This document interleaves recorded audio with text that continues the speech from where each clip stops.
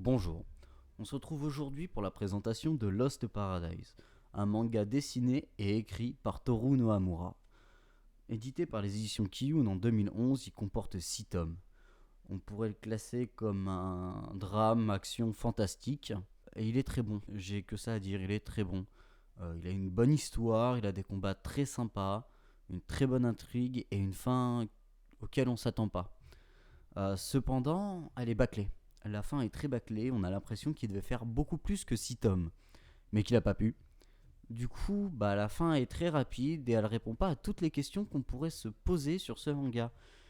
J'aurais préféré avoir quelques tomes de plus et plus de précision et plus de lenteur sur la fin.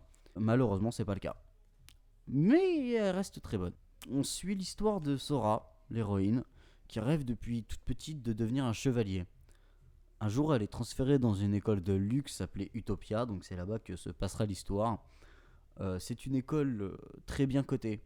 Tous les étudiants là-bas sont de familles riches, et quand tu sors de cette école, tu as un avenir radieux qui s'offre à toi. Donc Sora est très contente d'arriver là-bas. Cependant, quand elle arrive là-bas, elle découvre que les hommes de l'école jouent à un jeu en réalité augmentée et se servent des filles comme des armes pour leur jeu.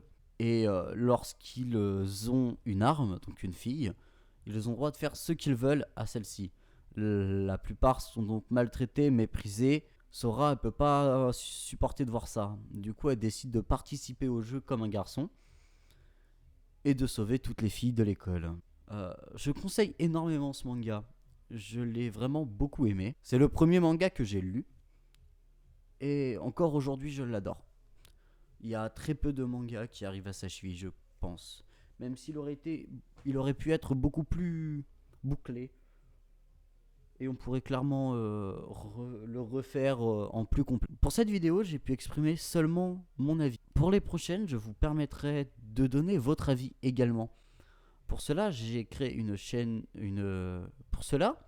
j'ai créé une adresse email sur laquelle vous pouvez m'envoyer un mail en me donnant ce que vous pensez du prochain manga que je vous présenterai.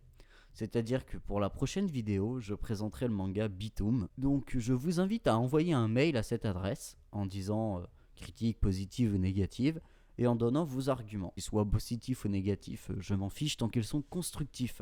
Je veux avoir l'avis du plus de personnes possible. Je les mettrai donc à la fin de la vidéo, donc à la place de ce speech casse-couille. Cet email se trouvera en description. Je vous invite à envoyer un mail et je vous souhaite une bonne journée et une bonne lecture. Au revoir.